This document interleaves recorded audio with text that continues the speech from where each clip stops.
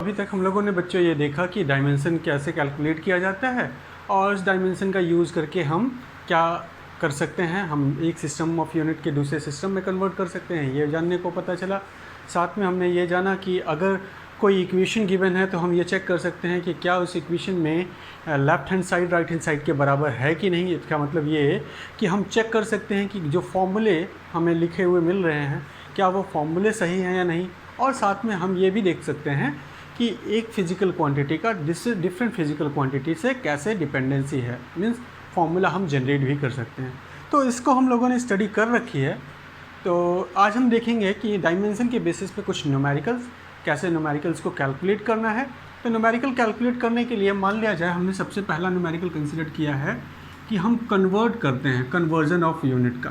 ठीक है, तो हम कन्वर्ट कर रहे हैं। कन्वर्ट फोर्स की यूनिट होती है बच्चों एसआई में न्यूटन, तो हम कन्वर्ट करना चाहते हैं 1 न्यूटन फोर्स को सीजीएस में, सीजीएस यूनिट में कन्वर्ट करना चाहते हैं। मीन्स हमें ये मालूम है कि फोर्स की यूनिट कितनी है, फोर्स की यूनिट होती है Newton.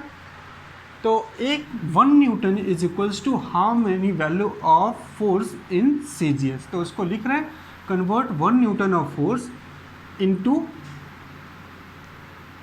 CGS unit, CGS unit में हम कन्वर्ट कर रहे हैं। तो सबसे पहले मैं आपको बता दूं कि ये बहुत इंपॉर्टेंट न्यूमेरिकल है। आपके क्लास 11th के एग्जामिनेशन में ये क्वेश्चन पूछे जाते हैं कि 1 न्यूटन की वैल्यू सीजीएस में कितनी होती है। तो हमें ये मालूम होना चाहिए कि the CGS unit of force is dyne. तो हम क्या लिखेंगे, 1 newton is equals to some x value, और इसकी सीजीएस में क्या यूनिट होती है, तो हम कहते हैं डायन। तो 1 newton is equals to x dyne. अब अगर कन्वर्जन ऑफ यूनिट को देखा जाए तो हम फॉर्मूला इंप्लीमेंट कर सकते हैं N1 U1 is equals to N2 U2। इस फॉर्मूले को इंप्लीमेंट किया जा सकता है। तो हम देख रहे हैं कि 1 न्यूटन को यहाँ पे N1 की वैल्यू कितनी आ रही है बच्चों, तो N1 की वैल्यू क्वेश्चन में देखा जाए तो 1 आ रही है। हमें N2 की वैल्यू कैलकुलेट करनी है कि कितनी होगी N2 की वैल्यू, और साथ में हमें ये मालूम है कि U1 क्या है, U1 is equals to 1 Newton. तो अगर न्यूटन को देखा जाए तो इसकी SI वैल्यू क्या हो जाएगी, तो हम कहेंगे kg मीटर पर सेंटीमीटर स्क्वायर। यही होता है, हमें मालूम है न्यूटन का न्यूटन का डायमेंशन, अगर फोर्स की डायमेंशन निकाले तो MLT-2, तो m के जगह पे SI में kg, लेंथ के लिए मीटर और सेकंड के लिए, टाइम के लिए सेकंड। सिमिलरली अगर U2 को देखा जाए तो U2 क्या है, डायन। सो इसकी सीजीएस वैल्यू क्या होगी, सीजीएस वैल्यू होगी, हम देखेंगे फोर्स की डायमेंशन क्या होती है MLT-2। तो इसका मतलब डायन को अगर मास को लिखा जाए तो किस में लिखेंगे, ग्राम में। लेंथ को लिखा जाए तो किस में लिखेंगे, सेंटीमीटर में। और टाइम को लिखा जाए तो हम लिखेंगे सेकंड में। तो हमारे पास हमें ये कैलकुलेट करने से ये पता चला कि U1 की वैल्यू क्या है, ग्राम सेंटीमीटर पर सेकंड स्क्वायर, और U1 की वैल्यू क्या है, kg metre per second square, और U2 की वैल्यू क्या है, ग्राम centimetre per second square. Now अगर हम इस फॉर्मूले को इम्प्लीमेंट करें तो हम ऐसा लिख सकते हैं क्या बच्चों, 1 kg metre per second square is equals to N2 की वैल्यू हमें मालूम नहीं है, तो हम N2 के जगह पे x लिख लें, और U2 के जगह पे क्या लिखा जाएगा, ग्राम centimetre per second square. Now हमें किसे कैलकुलेट करना है, x को, तो हम x को यहाँ छोड़ के बाकी टर्म्स को लेफ्ट साइड ले लें। तो हम यहाँ से लिख सकते हैं 1 kg metre per second square divided by gram centimetre per second square is equals to x। और इसको लिखा जा सकता है, kg को लिखे तो क्या लिख सकते हैं, 1000 ग्राम्स। मीटर को लिखा जाए तो हम मीटर को सेंटीमीटर में कन्वर्ट कर लें, तो सेंटीमीटर में कन्वर्ट करेंगे तो कितना होगा, 100 centimetre. 1 metre is equals to 100 centimetre, and second will be second of square ही है, 1 सेकंड ऑफ स्क्वायर है। डिवाइडेड बाय अगर लिखे तो ग्राम के जगह पे 1 ग्राम, साथ में मल्टीप्लाई क्या है 1 सेंटीमीटर, और साथ में मल्टीप्लाई क्या है 1 सेकेंड स्क्वायर। तो ये सेकेंड स्क्वायर इस सेकेंड स्क्वायर को कैंसिल करेगा, सेंटीमीटर सेंटीमीटर को, और ग्राम को ग्राम को तो हमें मिलेगा 10⁻³ यहाँ से और 10⁻² यहाँ से। सो x की वैल्यू कैलकुलेटेड कितनी आई, तो हम कहेंगे x = 10⁻⁵। तो हम ये कह सकते हैं अगर x की वैल्यू सब्स्टिट्यूट करें तो क्या क्वेश्चन है, कन्वर्ट करना है 1 न्यूटन फोर्स को इसके CGS यूनिट में। तो 1 न्यूटन = x डाइन, CGS यूनिट क्या होती है फोर्स की, डाइन होती है, और x की वैल्यू हम लोगों ने कैलकुलेट करी है कितनी, 10⁵। तो ये हमें याद रखना होगा कि 1 न्यूटन = 10⁵ डाइन। ओके, ये तो क्लियर है। इसी से रिलेट होता हुआ एक क्वेश्चन और हम लोग देखते हैं कि हमने कहा कि कन्वर्ट करा जाए, कन्वर्ट 1 जूल क्या है, एनर्जी की यूनिट है, जिसको हम SI में कहते हैं kg m²/s²। 1 जूल को कन्वर्ट करना है अर्ग में, इनटू अर्ग। ये भी क्वेश्चन आपके एग्जाम में पूछा जाता है कि convert the value of 1 joule of energy into अर्ग। ये हमें मालूम होना चाहिए कि ये दोनों की दोनों किसकी यूनिट हैं, तो हम कहेंगे दोनों की दोनों एनर्जी की यूनिट है बच्चों। एनर्जी की यूनिट SI में हम लोगों ने क्या लिख रखा है, 1 जूल विच = kg m²/s²। ठीक है, SI में एनर्जी की यूनिट क्या आ रही है, kg m²/s², जिसको जूल में रिप्रेजेंट किया जाता है। और CGS में एनर्जी की यूनिट, जैसे अभी पीछे के क्वेश्चन में हम लोगों ने देखा कि फोर्स की CGS यूनिट क्या है, डायन, उसी तरीके से एनर्जी की CGS यूनिट क्या होगी, एनर्जी की CGS यूनिट हम कह सकते हैं हमारी अर्ग होती है, ERG। अब देखा जाए तो kg का CGS क्या हो जाएगा, kg का CGS ग्राम, लेंथ का CGS वैल्यू क्या होगी, तो सेंटीमीटर, और सेकंड का सेकंड। तो हम इसको ऐसे लिख सकते हैं। अब हमारे पास प्रॉब्लम है कि 1 जूल में कितनी वैल्यू होगी CGS की, तो हम कह सकते हैं कन्वर्जन ऑफ यूनिट करना है। तो कन्वर्जन ऑफ यूनिट में हम कह सकते हैं N1U1 = N2U2। इसके फॉर्मूले को अगर इम्प्लीमेंट करें तो 1 N1 के जगह पे क्या लिखा जाए 1, और U1 के जगह पे क्या है, जूल है, और N2 की वैल्यू हमें कैलकुलेट करनी है। तो N2 की कैलकुलेट करनी है तो इसको x लिख लें, और U2 के जगह पे क्या है, किस में कन्वर्ट करना है, हमें अर्ग में कन्वर्ट करना है। नाउ 1 जूल के जगह पे क्या लिखा जा सकता है बच्चों, यहाँ देखिए kg m²/s², तो it will be written as kg m²/s²। And यहाँ पे हम अगर लिखें तो दिस विल = x, अर्ग का क्या है, अर्ग का ग्राम सेंटीमीटर/s², तो ग्राम सेंटीमीटर/s²। नाउ अब हम चाहे तो ये वाली यूनिट इक्वेशन के लेफ्ट साइड के डिनोमिनेटर में ले जा सकते हैं। तो हमें x की वैल्यू क्या मिलेगी, इट विल = 1 kg/ग्राम। इंडिविजुअली डिवाइड करें हर एक पैरामीटर को, ग्राम मास को मेजर, kg मास को मेजर कर रहा है, ग्राम भी मास को मेजर कर रहा है, साथ में m²/सेंटीमीटर² होगा बच्चों, सेंटीमीटर²। ठीक है, जिस तरीके से अगर इसके डायमेंशन को देखा जाए, डायमेंशन ऑफ एनर्जी क्या होती है, mL²T-2। तो m के जगह पे क्या है ग्राम, L स्क्वायर के जगह पे क्या है सेंटीमीटर²। ठीक है, वो मैं मिसप्रिंट कर दिया था, सेंटीमीटर लिखा था, सेंटीमीटर² होगा। नाउ यहाँ पे लिखे तो सेकंड का स्क्वायर -1 s⁻⁻² एंड s⁻⁻²। तो ये s सेकंड तो कैंसिल आउट हो जाएगा। अब यहाँ से देखा जाए तो अगर हम सॉल्व करें तो 1 kg में कितने ग्राम होते हैं, तो हम यहाँ पे लिख सकते हैं it will = 10⁻³ gram, and gram will cancel out. Similarly 1 metre = how much centimetre, तो 100, और यहाँ क्या है मीटर का स्क्वायर है, इसका मतलब 100 का स्क्वायर, और 100 का स्क्वायर क्या होगा 4 सेंटीमीटर²। तो सेंटीमीटर² सेंटीमीटर को कैंसिल कर लेगा, तो यहाँ से वैल्यू कितनी है 10⁻³ और 10⁻⁴, यहाँ दोनों का समेशन करेंगे तो 10⁻⁷। तो हम ये कह सकते हैं इसका आंसर क्या होगा, आंसर होगा 1 जूल = 10⁻⁷ अर्ग। ठीक है। तो इस तरीके से हम लोग फोर्स की एसआई यूनिट और उसकी सीजीएस यूनिट देख चुके हैं और उनके बीच में रिलेशन है क्या वो जाना, और एनर्जी की भी सीजीएस यूनिट और उनके बीच का रिलेशन जाना। तो ये तो कन्वर्जन ऑफ यूनिट के प्रॉब्लम को हम लोगों ने देखा।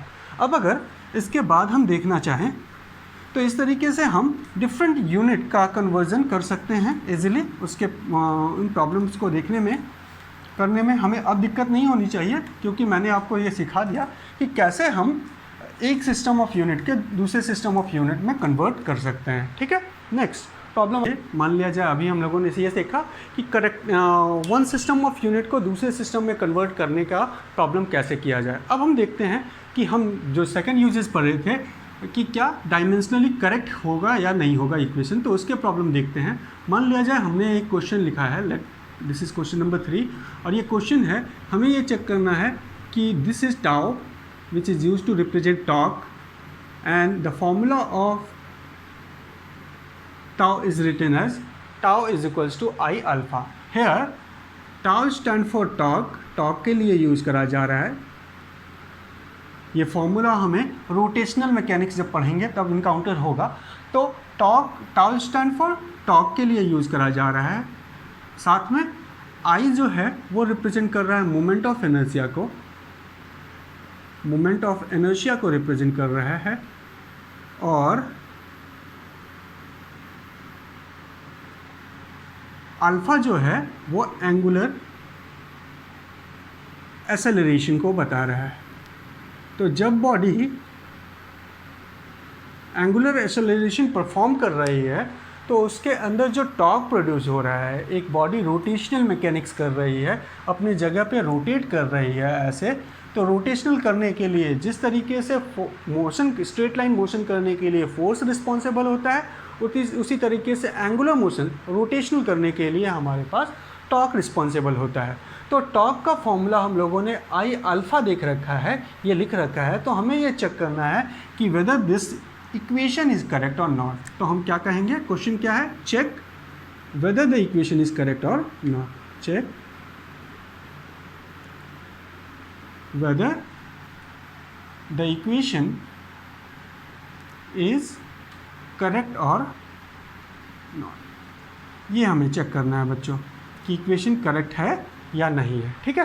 तो अगर हम देखें यहाँ पे करेक्ट करने के लिए, तो हम कहेंगे सबसे पहले अगर करेक्ट होगा तो लेफ़्ट साइड का डायमेंशन जो लेफ़्ट हाफ होना चाहिए वो राइट हाफ के बराबर हो जाए।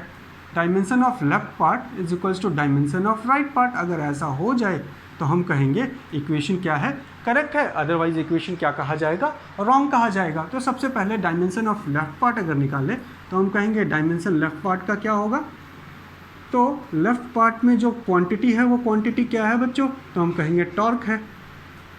और ऐसे कंडीशन पे अब हमें टॉर्क का फॉर्मूला मालूम होना चाहिए, तभी तो इसका डायमेंशन निकाल सकते हैं। तो आपको मैं बता रहा हूँ कि टॉर्क का फॉर्मूला इन जनरल हम कहते हैं force and perpendicular distance between the force. जैसे एक बॉडी ये है और इसके ऊपर रोटेशनल इफेक्ट हो रहा है, ये बॉडी रोटेट कर रही है अपने सेंटर ऑफ मास, मान लिया जाए ये सेंटर इसका है, इसके अलॉन्ग रोटेट कर रही है। तो एक फोर्स मैंने इधर से लगाया और एक फोर्स इधर से लगाया, तो इसके कारण ये रोटेशन करना शुरू कर दे, ये इधर और ये इधर। तो फोर्स के बीच का जो परपेंडिकुलर सेपरेशन है और जो फोर्स है, इनका प्रोडक्ट होता है टॉर्क का फॉर्मूला। तो force into perpendicular separation between force के बीच का परपेंडिकुलर सेपरेशन, ये होता है टॉर्क का फॉर्मूला। नाउ ऐसे कंडीशन पे परपेंडिकुलर सेपरेशन है तो उसकी यूनिट क्या होगी, तो उसकी यूनिट होगी लेंथ में मेजर करेंगे सेपरेशन को, तो उसका डायमेंशन निकाले तो क्या डायमेंशन हो जाएगा, L। साथ में फोर्स की डायमेंशन हमें मालूम है बच्चों, फोर्स की डायमेंशन क्या होती है, ml² T-2।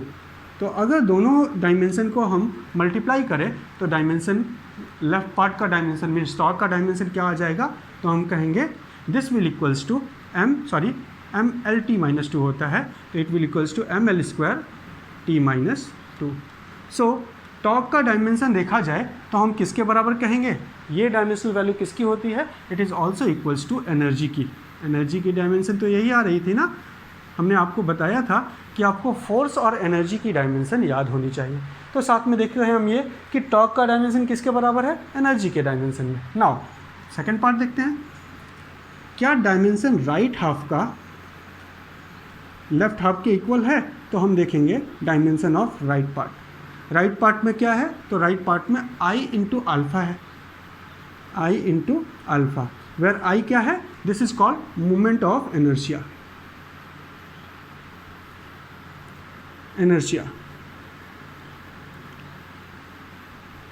और साथ में अल्फा क्या है, एंगुलर एक्सेलरेशन। तो हमें इन दोनों का फॉर्मूला मालूम होना चाहिए, तभी हम इस क्वेश्चन को कर सकते हैं।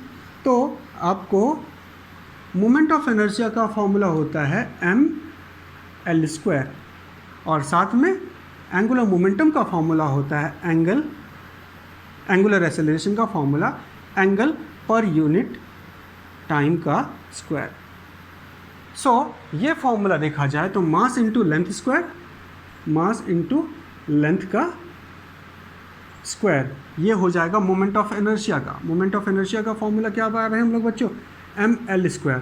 और एंगुलर एक्सेलरेशन का फॉर्मूला क्या मिल रहा है हमें, एंगुलर एक्सेलरेशन का फॉर्मूला हमें मालूम होना चाहिए एंगल अपॉन टाइम का स्क्वायर। नाउ अब हमें सारे के सारे पैरामीटर अगर देखा जाए, सारे के सारे क्वांटिटीज़ जो हैं वो हमारे क्वांटिटीज़ फंडामेंटल हैं। तो अब हम डायमेंशन बनाएं तो हम कहेंगे मास के लिए m, लेंथ का स्क्वायर है तो L², एंगल का कोई डायमेंशन नहीं होता है तो it will be dimensionless quantity, so इसका डायमेंशन लेस अपॉन टाइम का स्क्वायर, तो इसको क्या लिखेंगे, this will equals to 1 upon T², जिसको ऊपर ले जाएंगे तो क्या आ जाएगा, तो this will equal to mL² T-2। तो क्या देखा जाए तो this dimension mL² T-2, right है आपका डायमेंशन mL² T-2। तो हम क्या कहेंगे, चेक करना था हमें कि क्या ये इक्वेशन करेक्ट है, नहीं तो हम क्या आंसर कहेंगे, द इक्वेशन इज करेक्ट। ठीक है, the given equation is correct, tau is equals to I alpha is a correct equation. Okay, तो ये क्लियर हो रहा है कि कैसे हम चेक कर रहे हैं डायमेंशनली कोई करेक्ट है या नहीं। साथ में हमें ये मालूम होना चाहिए कि अगर हम डायमेंशनली करेक्ट चेक कर रहे हैं तो हमें सबसे पहले ये ध्यान में रखना होगा कि हमें most of the fundamental quantities जो हैं, फिजिकल क्वांटिटीज़ जो हैं, उनकी डायमेंशन हमें याद होनी चाहिए, उनका फॉर्मूला याद होना चाहिए। ठीक है, तो अगर हम फॉर्मूला याद रखेंगे तभी हम डायमेंशन कैलकुलेट कर सकते हैं। नेक्स्ट प्रॉब्लम अगर हम लोग देखें तो ये मैंने एक प्रॉब्लम लिख रखा है कि फोर्स, वेलोसिटी एंड टाइम का यूज़ करके हम क्या कैलकुलेट करना चाहते हैं, क्या हम कैलकुलेट करना चाहते हैं यूनिट ऑफ मास। तो हमें इन ऑप्शन में से कैलकुलेट देखना है कि which of the following option among this option, which of the following will be the correct answer, कि इन चारों ऑप्शंस में से कौन सा ऑप्शन करेक्ट होगा अगर हम फोर्स, वेलोसिटी और टाइम के रिस्पेक्ट में यूनिट निकालना चाहते हैं मास का। तो हम देखें, इसका मतलब कि हमारा जो मास है, अगर हम मास को कैलकुलेट करना चाहते हैं in terms of force, velocity और टाइम, तो मास किसके ऊपर डिपेंड होगा, तो हम कहेंगे फोर्स के ऊपर डिपेंड होगा, और फोर्स के ऊपर किसी पावर से डिपेंड होगा। साथ में वेलोसिटी के ऊपर भी डिपेंड होगा, तो वेलोसिटी के ऊपर भी किसी पावर से डिपेंड होगा, let the power will be b. And उसी तरीके से टाइम पे डिपेंड होगा, तो टाइम के को भी हम लोग क्या लिख सकते हैं, पावर ऑफ सी। नाउ अगर ये डिपेंडेंसी रिलेशन ऐसा है कि मास को हम कैलकुलेट करना चाहते हैं in terms of force, velocity और टाइम, ठीक है, ये बहुत इंपॉर्टेंट क्वेश्चन है बच्चों, आपके एग्जाम में पूछा गया है इसे। ठीक है, कॉम्पिटिटिव एग्जाम में पूछा गया है। तो ये देखना है हमें, मास को कैलकुलेट करना है फोर्स, वेलोसिटी और टाइम के रिस्पेक्ट में। तो अगर मास का डायमेंशन देखें तो मास का डायमेंशन क्या होगा, हम कहेंगे m1 L0 T-0, ये हो जाएगा। उसी तरीके से अगर ये डायमेंशनली करेक्ट होना चाहें, फोर्स, वेलोसिटी और टाइम के रिस्पेक्ट में मास का डायमेंशन हम निकालना चाहेंगे, तो इससे आपके डायमेंशन मिलके इसके बराबर होने चाहिए। तो फोर्स के डायमेंशन को देखा जाए तो हम कह सकते हैं this will directly proportional to mL/T-2 raise to the power क्या है, a। वेलोसिटी का डायमेंशन क्या होता है, L/T-1, और उसके ऊपर पावर क्या है, b का, और टाइम के ऊपर पावर किसका ले लें, c का।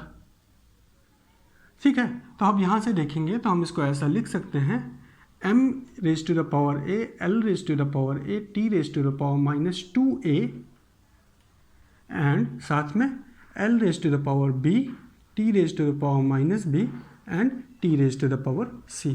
नाउ m वाले टर्म्स अगर एक तरफ करें तो देखिए यहाँ से यहाँ तक सिर्फ एक m की वैल्यू है, तो m raise to the power a, l एक, यहाँ पे भी l, यहाँ पे भी l, तो l के पावर a इंटू l के पावर b, तो क्या हो जाएगा l के power a plus b। Similarly t के ऊपर यहाँ पे पावर क्या है -2a, यहाँ पे क्या है -b प्लस c।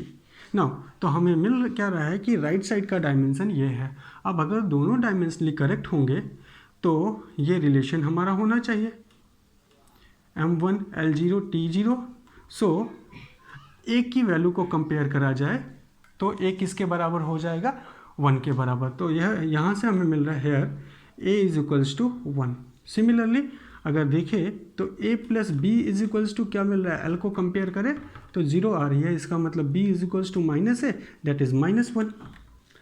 ओके, अब अगर c की वैल्यू हम इसकी वैल्यू c की वैल्यू निकालने के लिए दिस इक्वेशन को 0 से मल्टीप्लाई कर ले तो हम कहेंगे -2a minus b plus c is equals to 0 implies c is equals to plus 2a plus b। Now put the value of a and b from this equation, we get 2 into 1 is equals to 2 and minus b that is equals to 1। तो c की वैल्यू क्या मिल रही है 1 मिल रही है। तो अगर हम सब्स्टिट्यूट करें तो मास किसके टर्म्स में डिफाइन करा जा सकता है, mass is directly proportional to force के ऊपर 1 का पावर, वेलोसिटी के ऊपर भी -1 का पावर है, वेलोसिटी के ऊपर b का पावर है ना, तो -1 का पावर हो जाएगा। c के ऊपर टाइम के ऊपर देखा जाए तो टाइम के ऊपर इसकी पावर कितनी होगी 1। तो हमारे पास जो रिलेशन मिलना चाहिए वो क्या मिलना चाहिए fv-1 t। तो ऐसा आंसर में हमारे ऑप्शंस में है क्या, तो ऑप्शन में देखेंगे तो हमारा ऑप्शन नंबर 3 जो है वो क्या है fv-1 t। तो इस तरीके से हम देख रहे हैं कि अगर यूनिट ऑफ मास कैलकुलेट करना चाहे तो force into velocity raise to the power -1 into T के टर्म्स में हम उसे निकाल सकते हैं। ठीक है, तो ये एक प्रॉब्लम है जिसमें हम लोगों ने देखा कि एक ऐसी यूनिट, फंडामेंटल यूनिट को भी हम डेराइव्ड यूनिट के टर्म्स में कैलकुलेट कर सकते हैं। ठीक है, किसका यूज़ करा है हम लोगों ने, तो डायमेंशन फॉर्मूले का यूज़ करा है। इसी तरह के एक और क्वेश्चन को हम लोग देखते हैं। नेक्स्ट प्रॉब्लम है, तो इसको देखें कि हमारे पास क्वेश्चन है कि हमारे पास हमें कैलकुलेट करना है which is the correct combination for dimension of length. क्या कैलकुलेट करने के लिए, डायमेंशन ऑफ लेंथ कैलकुलेट करने के लिए इनमें से करेक्ट कॉम्बिनेशन फॉर्मूले का क्या है। ये क्वेश्चन आपके नीट 2016 में पूछा गया है। ठीक है, इंपॉर्टेंट क्वेश्चन है, थोड़ा सा हम इसमें दिमाग लगाएंगे और इजीली हम इसका आंसर कैलकुलेट कर सकते हैं। सो फॉर्मूले में देखा जाए तो जी है, ऑप्शंस देखें तो ऑप्शंस में जो वेरिएबल्स गिवन है, फिजिकल क्वांटिटीज़ गिवन है, वो जी है that is gravitational constant, C that is velocity of light and H which is Planck constant. तो अगर हमें ग्रेविटेशनल कांस्टेंट हेयर अगर देखा जाए तो जी किसके लिए है, तो हम कहेंगे it is use for gravitational constant. ठीक है, हम लोगों ने इससे क्या कैलकुलेट किया, जी किसके लिए है, तो हम कहेंगे ग्रेविटेशनल कांस्टेंट के लिए। साथ में सी किसके लिए है, तो C symbol is use for velocity of light, light की वेलोसिटी के लिए। ठीक है, और अगर हम h देखें तो h is for Planck constant, Planck's constant.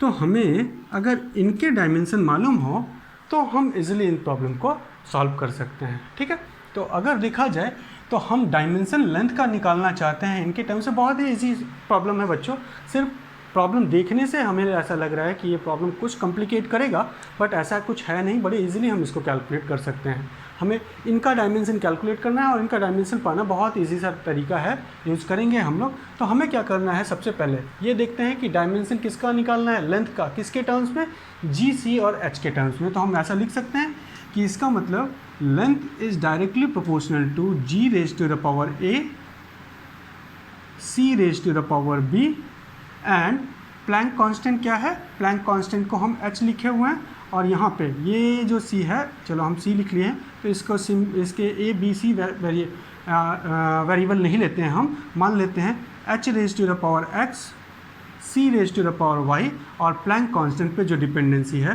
That raise to the power z। तो अगर डायमेंशन पीछे प्रॉब्लम में हम लोगों ने देखा था कि वहाँ मास का डायमेंशन को निकाल रहे थे, तो यहाँ अगर डायमेंशन ऑफ लेंथ अगर इनके टर्म्स में है तो डायमेंशन लेफ्ट साइड का डायमेंशन राइट साइड के डायमेंशन के बराबर आना चाहिए। तो हम देख रहे हैं लेफ्ट साइड का डायमेंशन क्या है बच्चों, तो लेफ्ट साइड के डायमेंशन क्योंकि ये लेंथ है तो लेंथ का डायमेंशन क्या होगा m0 L1 t raise to the power 0, ये हो गया। ओके, अब प्रॉब्लम है हमारे सामने कि g की डायमेंशन हम कैसे कैलकुलेट करें, c की डायमेंशन कैसे कैलकुलेट करें और प्लैंक कांस्टेंट की डायमेंशन कैसे कैलकुलेट करें। तो देखा जाए हम सबसे पहले g के डायमेंशन के लिए अप्रोच कर रहे हैं, तो हमारे पास फोर्स का फॉर्मूला है, फोर्स ऑफ ग्रेविटेशन का फॉर्मूला है, वो क्या होता है g mass of first body mass of second body upon r of square, यही तो फॉर्मूला होता है। इस फॉर्मूले को अगर यूज़ करें g m1 m2 upon r square, तो हम देखेंगे क्या कि g की वैल्यू अगर यहाँ से कैलकुलेट करना चाहे तो g इज इक्वल्स टू क्या हो जाएगा, force r square upon mass of first body और मास ऑफ सेकेंड बॉडी। ठीक है, इस फॉर्मूले को हम लोग क्लास 9 में पढ़ चुके हैं। साथ में वेलोसिटी ऑफ लाइट, लाइट की वेलोसिटी का डायमेंशन सेम वही होगा जो वेलोसिटी की डायमेंशन है। तो हम ये जानते हैं कि c की डायमेंशन क्या हो जाएगी, this will equals to the dimension of velocity, और वेलोसिटी की डायमेंशन क्या होती है बच्चों, तो हम कहेंगे LT-1 होती है। ओके, थोड़ा सा इसके डायमेंशन को सॉल्व कर ले, तो यहाँ से हम देखेंगे कि ओके सब्स्टिट्यूट करेंगे यहीं पे, वहीं इसी जगह पे मैं सॉल्व करता हूँ। नाउ अगर प्लैंक कांस्टेंट, ये एक नया टर्म्स आया हुआ है प्लैंक कांस्टेंट, तो प्लैंक कांस्टेंट की डायमेंशन पाने के लिए मैं एक फार्मूला यूज़ कर रहा हूँ, बहुत इजी सा फार्मूला है कि energy is equals to h into frequency. Energy of photon, ये फॉर्मूला यूज़ करा जाता है एनर्जी ऑफ फोटोन के अंदर कितनी एनर्जी है इसको कैलकुलेट करने के लिए। तो हम कहेंगे energy of photon is equals to h into nu, this symbol is use for frequency. तो अगर हम देखें तो यहाँ से h का फॉर्मूला क्या बन सकता है, एनर्जी, और इस फ्रीक्वेंसी को नीचे भेज दें तो ऐसा। नाउ अब हमें एनर्जी का डायमेंशन मालूम है, हमें फ्रीक्वेंसी का डायमेंशन मालूम है, हमें वेलोसिटी का डायमेंशन मालूम है, फोर्स का, लेंथ का और केजी का भी डायमेंशन मालूम है। तो अगर हम इसके डायमेंशन को निकालना चाहते हैं बच्चों, तो जी की डायमेंशन क्या आ जाएगी, तो फोर्स की क्या होती है MLT-2, लेंथ की क्या होती है तो L स्क्वायर, और केजी की क्या, मास की क्या होगी केजी और केजी, सो जिसको हम m का स्क्वायर लिख लें। तो यहाँ से जब सॉल्व करेंगे तो m ऊपर और m स्क्वायर नीचे, तो g का डायमेंशन में क्या आ जाएगा m raise to the power -1, यहाँ से देखें तो यहाँ l और यहाँ l स्क्वायर, तो क्या हो जाएगा l raise to the power 3, साथ में t raise to the power -2 और कहीं भी t नहीं है तो t raise to the power -2। तो ये किसका डायमेंशन हो गया, तो हाँ ये हम लोगों ने निकाल लिया डायमेंशन ऑफ g। ठीक है, g की डायमेंशन कैलकुलेट कर लिया और यहाँ पे वैल्यू रख के इसको हम किससे इक्वेट कर दें, पावर क्या लगा दें x का, क्योंकि g के ऊपर x का पावर है। साथ में c की डायमेंशन क्या है, तो हम कहेंगे LT-1 raise to the power y, और साथ में h की डायमेंशन निकाले तो एनर्जी का डायमेंशन क्या होता है, तो एनर्जी का डायमेंशन ML2T-2, और फ्रीक्वेंसी का डायमेंशन क्या होता है, तो frequency is the reciprocal of time, so इसका dimension t raise to power -1 होता है। तो ये -1 जब ऊपर आएगा तो क्या हो जाएगा +1, सो यहाँ से सॉल्व होकर क्या मिलेगी ML2T-1। ठीक है, तो उसको भी यहाँ पे हम लिख लें ML2T-1 raise to the power z। Now equate कर सकते हैं, तो हम देखें ये हमारा लेफ्ट हैंड था, लेफ्ट पार्ट को वहीं पे छोड़ देते हैं, राइट पार्ट को सॉल्व करते हैं। तो m-1 raise to the power x, तो ये क्या हो जाएगा m raise to power -x, फिर l raise to the power 3 into x, तो l raise to power 3x, उसी तरह से t raise to power -2x। इसको सॉल्व करा जाए तो l raise to the power y, t raise to the power -y, और इसको सॉल्व करा जाए तो m raise to the power z, l raise to the power 2z, t raise to the power -z, ये value मिली। अब इन पूरे में से m को अगर कॉमन आउट करें तो हम कहेंगे m के ऊपर कितने का पावर आएगा, -x यहाँ से, और कहीं m है तो यहाँ पे m है, तो हम कहेंगे -x + z, ये m का पावर आया। l को देखें तो 3x, l के ऊपर 3x प्लस y, यहाँ पे l के ऊपर y और यहाँ पे प्लस 2z। साथ में अगर t के ऊपर देखा जाए तो t के ऊपर क्या पावर आ रहा है, -2x और -y और यहाँ से -z। नाउ कंपेयर करें, m के ऊपर किसके पावर है, 0 का, और यहाँ पे m के ऊपर किसके पावर है, -x + z का। तो हम कह सकते हैं देयरफॉर -x + z = 0। कंपैरिजन किसका किया, m का m से कंपैरिजन किया। साथ में अब l का कंपैरिजन करें बच्चों तो 3x + y + 2z = कितना हो जा रहा है, this will equals to 1। And the last one जिसको हम कंपेयर करेंगे वो क्या है, -2x -y -z, और इसको किससे कंपेयर करना है, 0 से। तो यहाँ से देखें तो x = क्या हो जाएगा, देयरफॉर x = z हो गया, x = z मिल गया, -x + z = 0, सो x = z। अब अगर इस x की वैल्यू यहाँ पुट कर लें तो हम देखेंगे ये वैल्यू कितनी हो जाएगी, 3z, और ये कितना हो जाएगा, 2z, तो मिलके y + 5z = 1। नाउ फिर से अगर x की वैल्यू यहाँ सब्स्टिट्यूट कर दें तो हम देखेंगे -2z - z, that is -3z -y = 0, so y = -3z हो जाएगा। Now put this value here, तो हमें क्या मिला, z = ये देखो y = -3z रखे और 5z पहले से था, तो यहाँ पे -3z + 5z मिलके क्या हो जाएगा, 2z = 1, सो z = 1/2। z की वैल्यू क्या आई, 1/2। ना पुट हेयर, तो y की वैल्यू क्या आ जाएगी, -3/2, and as we substitute the value here, x की वैल्यू क्या आ जाएगी, इट इज़ ऑल्सो 1/2। सो अब अगर फॉर्मूले में सब्स्टिट्यूट करें x, y, z, तो हम देखेंगे कि x की पावर क्या आई है, x के जगह पे क्या था, g के ऊपर x था, x = कितना है, 1/2, तो यहाँ से आया 1/2। y के ऊपर कितने का पावर है, तो हम कहेंगे -3/2 का पावर है, और h के ऊपर कितने का पावर है, h के ऊपर z का पावर है, और z की वैल्यू कितनी है, 1/2। तो इसका मतलब 1/2, 1/2 और -3/2, इसका मतलब पूरे इक्वेशन में से रूट को कॉमन आउट निकाल सकते हैं। तो क्या हम ऐसा करें, इसको आगे हम सॉल्व करें तो हम ये कह सकते हैं, यहाँ मैं सॉल्व कर रहा हूँ इसको, तो हम देखेंगे L is directly proportional to g⁻1/2 means √g into h⁻1/2, इसका मतलब √h, और c⁻³ तो माइनस को नीचे ले जाएं तो c⁻, ऐसा लिख सकते हैं, 3/2 में से 3/2 को ऐसा लिखा जा सकता है, 3/2 = 1/2, प्लस अगर लिखे तो 3/2 को क्या लिखा जा सकता है, तो हम कहेंगे 3/2 = 1 + 1/2, 1 + 1/2। सो रूट लगा दिया तो उसके अंदर क्या आना चाहिए, c², यही तो हम इसको क्या लिख सकते हैं, इसको 3 लिख सकते हैं। 3/2 का मतलब -3/2 और 1/2 लगा दिया, 3²। सो अगर देखा जाए तो ओवरऑल इक्वेशन कैसा बना है, L is directly proportional to √GH/c⁻3। तो कहीं भी इक्वेशन में ऐसी वैल्यू है क्या, c⁻3? तो हम एक मिस्टेक है यहाँ पे, हम इसको ये ऐसे लिखना था हमें, √h ये वैल्यू लिखनी थी। तो यहाँ से देखा जाए तो क्या वैल्यू आ जाएगी बच्चों, तो यहाँ पे c/3, c = this is the option. ठीक है, तो हमारा ऑप्शन कौन सा सही हुआ, hg/c⁻, ये रूट के अंदर, इसको अगर हम ऊपर ले जाएं तो हम यहाँ से क्या पाएंगे, दिस विल इक्वल्स टू 3/2। ठीक है, जिसको रूट के अंदर ऐसा पाया, तो करेक्ट ऑप्शन इज़ बी। तो ये हमारे पास प्रॉब्लम है जो पिछला प्रॉब्लम नंबर 4 और 5 दोनों एक दूसरे के इक्विवेलेंट है।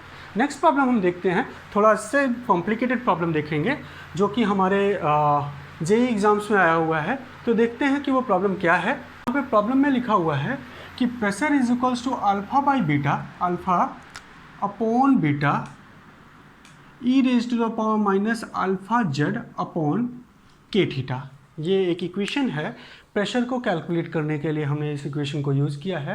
Here P stand for pressure, Z की जो रिप्रेजेंट करा जा रहा है वो पोजीशन को रिप्रेजेंट करा जा रहा है, theta represent for temperature, theta is use for temperature, alpha और बीटा जो है वो एक कांस्टेंट टर्म्स है और के जो है वो बोल्ट्जमान कांस्टेंट की वैल्यू है।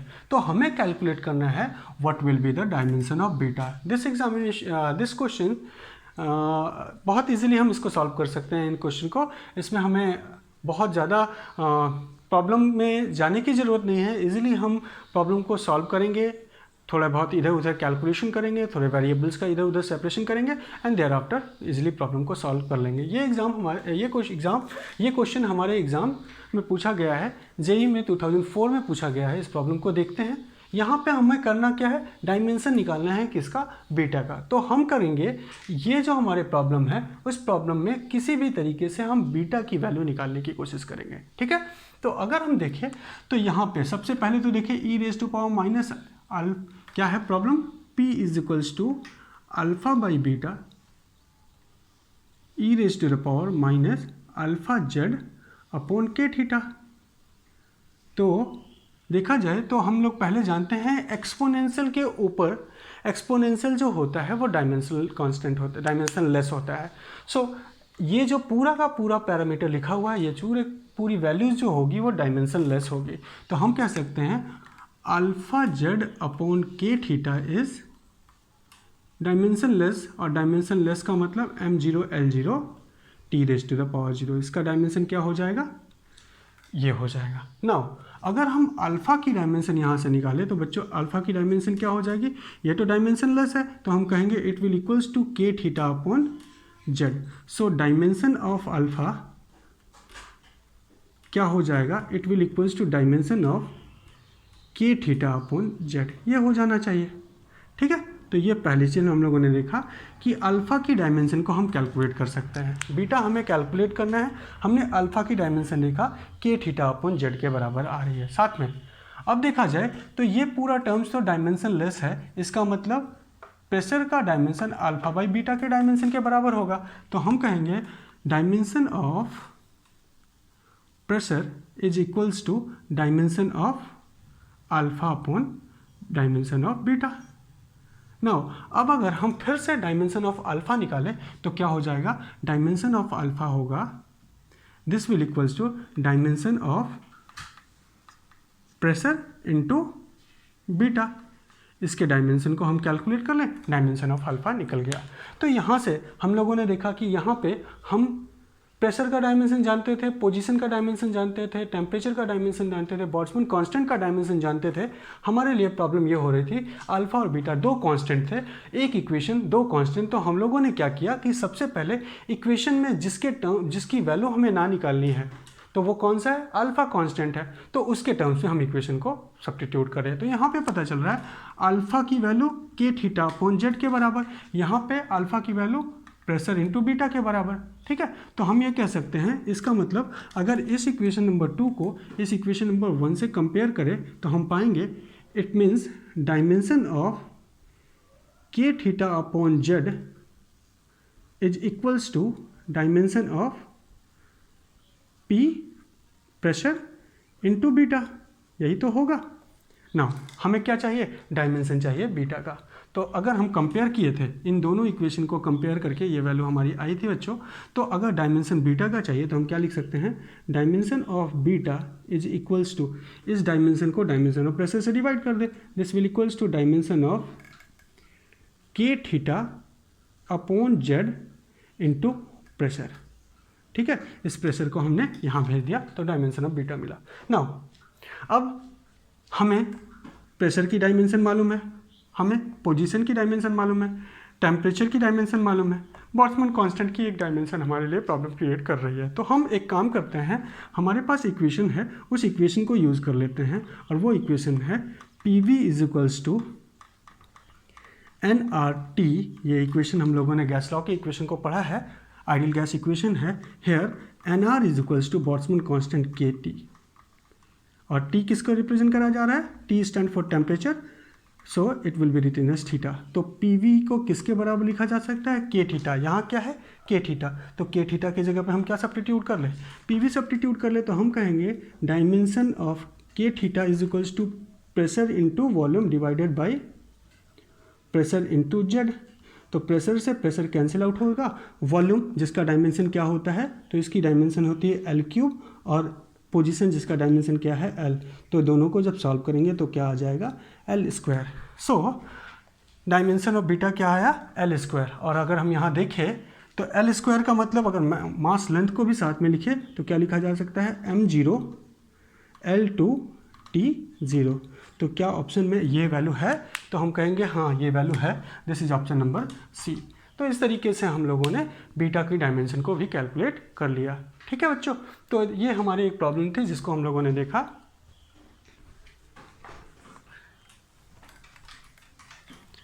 नाउ कुछ अलग से प्रॉब्लम हम देखते हैं, जिस तरीके की प्रॉब्लम हमारे लिए थोड़ा सा लिमिटेशन के बेसिस की प्रॉब्लम को देखते हैं। जैसे हमने देखा है एक प्रॉब्लम इस तरीके का है जो हमारे कई बार एग्जामिनेशन में पूछा जा चुका है। उस प्रॉब्लम को देखते हैं कि क्या है वो प्रॉब्लम।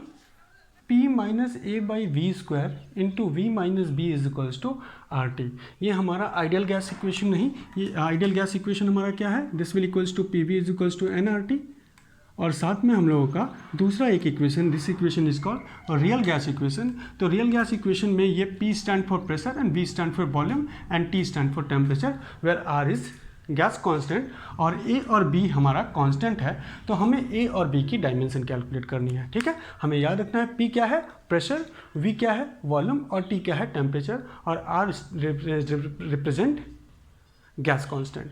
तो हमें A और B का डायमेंशन निकालना है। तो देखा जाए बच्चों, बहुत इजी सा प्रॉब्लम है, लिमिटेशन के बेसिस पे हम इस प्रॉब्लम को सॉल्व कर सकते हैं। अभी हमने पीछे देखा exponential raised to power something के प्रॉब्लम को लिमिटेशन के टर्म्स में ही हमने सॉल्व किया था, लिमिटेशन का हेल्प करके लेके कि एक्सपोनेंशियल का लिमिटेशन हम लोगों ने ये जाना था एक्सपोनेंशियल का कोई डायमेंशन होता नहीं है, और डायमेंशन नहीं होता है तो उसी लिमिटेशन का ये एप्लीकेशन हम करके हमने अल्फ़ा और बीटा की डायमेंशन कैलकुलेट करी थी। नाउ अब हमारा प्रॉब्लम है कि ऐसे प्रॉब्लम को हम सॉल्व कैसे करेंगे। तो हमें ये ध्यान देने वाली बात है कि अगर इस प्रॉब्लम को हम देखें तो ये क्या है? सबसे पहले ये पोर्शन को देखते हैं। तो V minus B, where V क्या है? This will represent volume. तो हम लोगों ने वॉल्यूम, अब साथ में होमोजेनिटी में हम लोगों ने जाना है कि किसी भी फिजिकल क्वांटिटी में से अगर किसी दूसरे फिजिकल क्वांटिटी को हम सब्ट्रैक्ट कर रहे हो या ऐड कर रहे हो तो दूसरे फिजिकल क्वांटिटी की डायमेंशन पहले फिजिकल क्वांटिटी की डायमेंशन के इक्वल ही होगी। तो हमने वॉल्यूम में से B टर्म्स को सब्ट्रैक्ट किया है, तो हम यहाँ पे होमोजेनिटी के हिसाब से ये पता चल रहा है कि ये जो B है उसका डायमेंशन V के डायमेंशन के बराबर होना चाहिए। इसका मतलब BV क्या होना चाहिए? वॉल्यूम।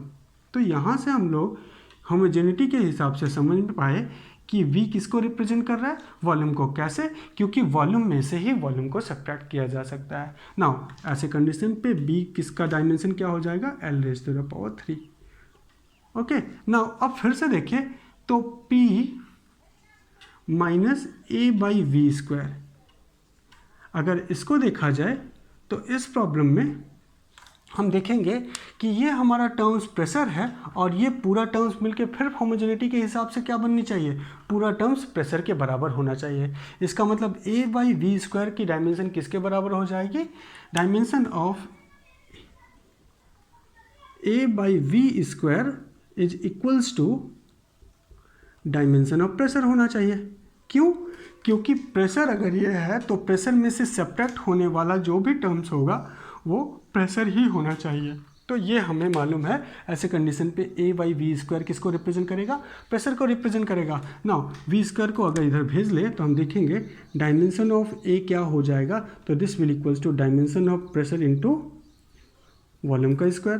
प्रेशर का डायमेंशन क्या होता है बच्चों, तो प्रेशर के डायमेंशन को हम कैसे, प्रेशर का फॉर्मूला होता है फोर्स अपॉन एरिया, तो इसके डायमेंशन को क्या लिखेंगे, M L minus one T minus two, और साथ में वॉल्यूम का डायमेंशन क्या है, तो एल क्यूब, जिसको सॉल्व करा जाए तो वैल्यू क्या आ जाएगी, this will equals to M L square T minus two. ठीक है, ये हमने पाया। तो ए का डायमेंशन क्या मिल गया, M L square T minus two. तो जिस तरीके से, this is a important question जो आपके एग्जाम में कई बार पूछा जा चुका है, तो इस तरीके से हम प्रॉब्लम को सॉल्व कर सकते हैं। हम लोगों ने कुछ क्वेश्चन देखा, उस न्यूमेरिकल के बेसिस पे डायमेंशन की कॉन्सेप्ट्स को समझना अब आसान हो गया होगा। अब आप इजीली न्यूमेरिकल्स कर सकते हैं। Thank you.